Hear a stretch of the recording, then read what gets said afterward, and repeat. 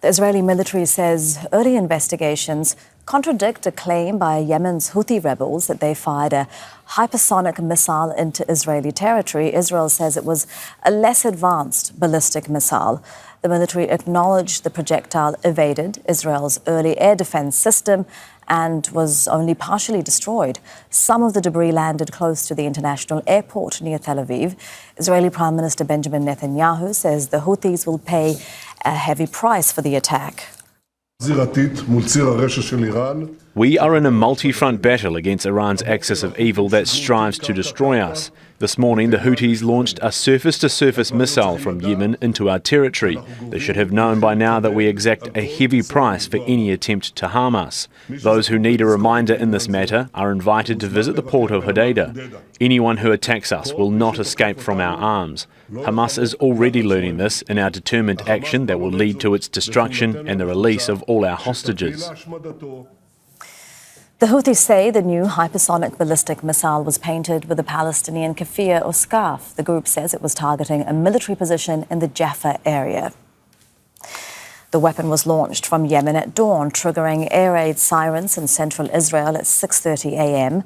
The Houthis say the missile covered a distance of 2,040 kilometers in 11 and a half minutes.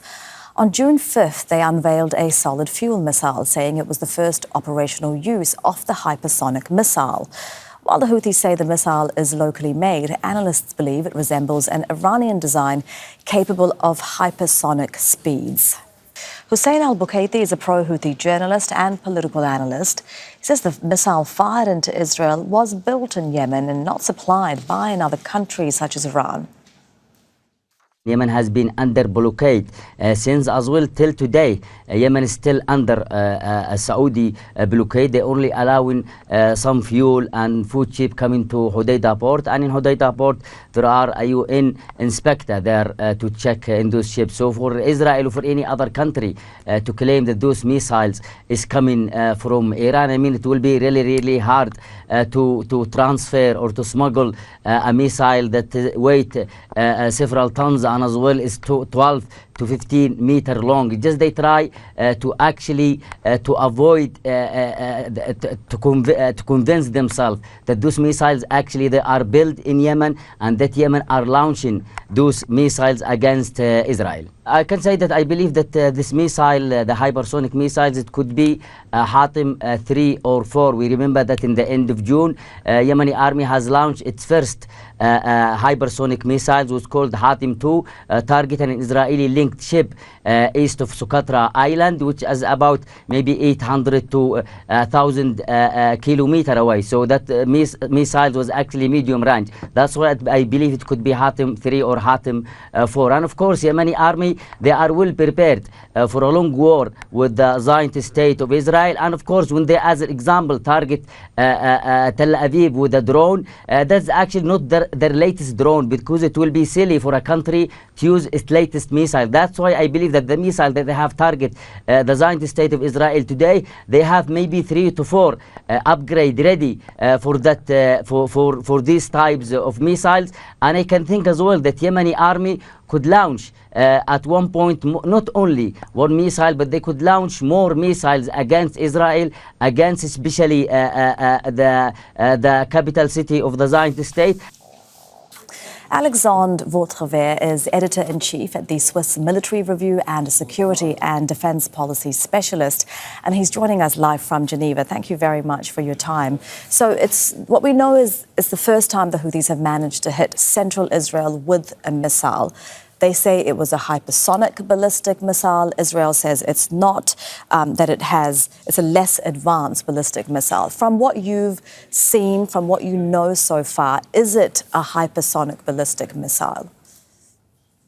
So there's a problem of definition, because by definition, ballistic missiles, so missiles that go very high up in the atmosphere, over 25 kilometers altitude, come down with hypersonic speeds. But this is not the definition of a hypersonic missile. A hypersonic missile, a true hypersonic missile, is a weapon that comes down at hypersonic speeds, but that still can be guided. This is not the case in the weapons that we are talking about and that are in the possession of the Houthis today.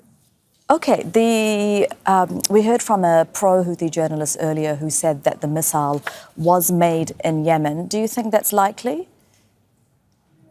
What does it mean to be made in Switzerland, to be made in a certain country? I would say probably the final assembly has been taking place in Yemen, but obviously the components of these weapons are either Iranian manufactured. There's a lot of technology that is coming from North Korea. There's also other technologies from China, from other countries that are all being assembled into these weapons. And however this missile is ultimately defined, how significant is it that it got through Israel's interception system? It did not get through, to be completely truthful, and this was also the announcement, the official announcement made by Israel. The missile was firstly detected, it was intercepted, it was impacted, it was hit by an interceptor air defense missile. It broke up into several pieces. It did not hit its targets. It did not make any victims. It did not kill anyone. It did not perform any destruction. But obviously, some of the debris landed on Israel. And is that in itself concerning, though? I wouldn't say that it is concerning, but we are talking about weapons that re-enter the atmosphere with several hundreds of kilos of explosives. They can do an immense amount of damage to cities, to civilian infrastructure. This particular missile was detected, it was intercepted, it broke up, and some of the parts landed and created fires and smoke, but did not have any military value. All right, that is Alexandre Vautrever joining us live from Geneva. Thank you for sharing your insights on this. We appreciate it. Make sure to subscribe to our channel to get the latest news from Al Jazeera.